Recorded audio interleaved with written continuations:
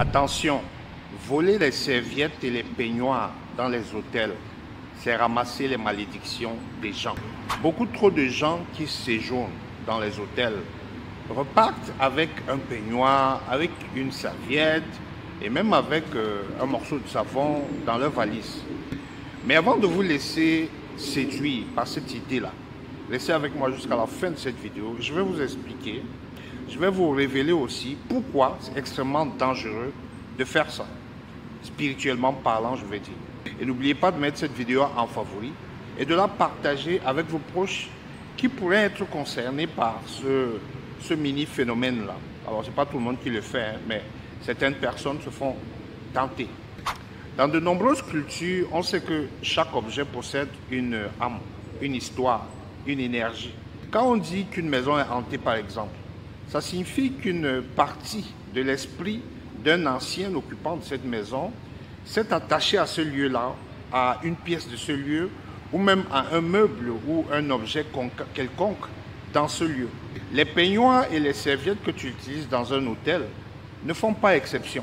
Ces serviettes et ces peignoirs de bain ont été touchés, utilisés et imprégnés par d'autres personnes avant toi dans cet hôtel. Ces objets avant toi ont porté les émotions, les joies, mais aussi les peines, les malheurs et les malédictions des autres. Et en volant dans ces objets-là, tu ramasses des malédictions invisibles qui vont t'accompagner sans même que tu t'en rends compte tout le long de ta vie. Dans plusieurs traditions africaines, on enseigne que tout ce qui nous entoure est connecté.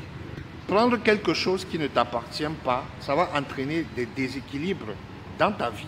C'est comme si tu volais un morceau maudit de l'énergie d'une autre personne. Ce qui va entraîner et engendrer des conséquences néfastes, hein, clairement, dans ta vie. Prenons l'exemple des cérémonies de purification chez les Dogons du Mali. Ils utilisent des objets personnels, comme des vêtements, comme voilà, des bijoux, hein, des objets spécifiques pour se connecter à leurs ancêtres et pour se protéger contre les énergies négatives. C'est pour te montrer l'importance des objets personnels et des énergies qu'il y a dans ces objets-là. Si ces objets étaient souillés ou volés, ça pourrait perturber leur vie et attirer des malédictions sur ceux qui les utilisent par la suite. On a eu en consultation une personne qui avait un problème de malchance. La personne a commencé à avoir des attaques mystiques récurrentes et à rencontrer des problèmes financiers dans sa vie de tous les jours. La vie de cette personne, c'était une sorte de pente descendante, une descente aux enfers, hein, je vais dire. Après avoir consulté l'initié, on a découvert que la personne avait utilisé une serviette souillée. Alors, on ne sait pas où elle avait pris cette serviette. Une femme avait fait un rituel dans un hôtel avec cette serviette pour se débarrasser de la malchance. Le client qui devait utiliser la serviette ensuite devait porter cette malchance. Si tu connais d'autres histoires comme celle-ci, hein, peut-être que tu en connais, n'hésite pas à partager avec nous en commentaire pour sensibiliser les autres qui vont regarder cette vidéo. Quand tu prends un objet dans un hôtel, tu n'es pas seulement en train de voler quelque chose de matériel. Tu es en train d'ouvrir la porte à des énergies négatives qui vont te suivre partout où tu vas. Les malédictions peuvent se manifester sous différentes formes. Tu peux avoir des problèmes relationnels, tu peux avoir des échecs professionnels, tu peux même avoir des maladies inexplicables. Au Cameroun, par exemple, tu peux porter une malédiction en mangeant un animal errant attrapé dans la rue, comme les moutons, comme les chiens, ce genre de choses.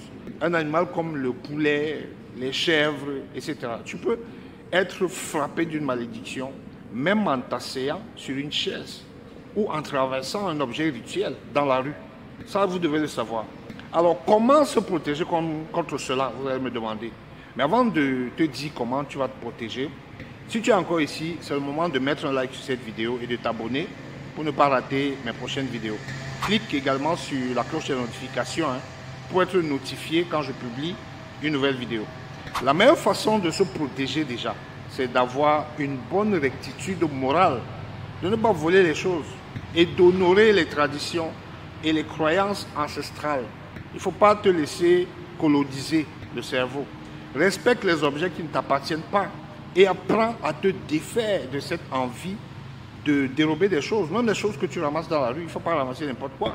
Quand tu voyages et tu ressens le besoin d'emporter quelque chose en souvenir, Choisis plutôt un objet local, hein. Va acheter dans une boutique artisanale, achète un objet souvenir, plutôt que quelque chose qui appartient à un hôtel. Ce sont ces mêmes serviettes-là dans les hôtels qu'on utilise comme serpillères. Ne mettez pas ça dans vos bagages, c'est la poubelle. D'ailleurs, partez en voyage avec vos propres serviettes. Et si tu sens que tu es frappé par une malédiction quelconque, même si ça ne concerne pas les serviettes des hôtels, écris initié en commentaire ou intéressé en commentaire pour obtenir le contact d'une initiée qui pourrait t'aider à t'en libérer. Ou alors tu cliques sur le lien dans la description ou dans le commentaire que je vais épingler pour la contacter directement. Et si tu veux approfondir tes connaissances sur la spiritualité africaine et découvrir des astuces incroyables que je pose tous les jours pour gérer tes problèmes de la vie de tous les jours, rejoins mon WhatsApp. Écris intéressé en commentaire et je t'explique comment nous rejoindre. Ensemble, nous allons explorer ces pratiques ancestrales qui peuvent transformer ta vie et te libérer des malédictions invisibles que tu portes peut-être même sans le savoir. Pour conclure cette vidéo, je vais te laisser avec un proverbe africain qui résume parfaitement ce que nous venons de discuter. Si tu veux aller vite, marche seul. Si tu veux aller loin, marchons ensemble. Ce proverbe nous rappelle l'importance de la communauté et du respect mutuel. En respectant les objets qui ne t'appartiennent pas, tu te respectes toi-même et tu respectes les autres. Avant de t'en aller, n'oublie pas de faire un tour sur ma vidéo que je vais mettre là, où je parle des 14 signes pour reconnaître les sorciers. On se retrouve là-bas.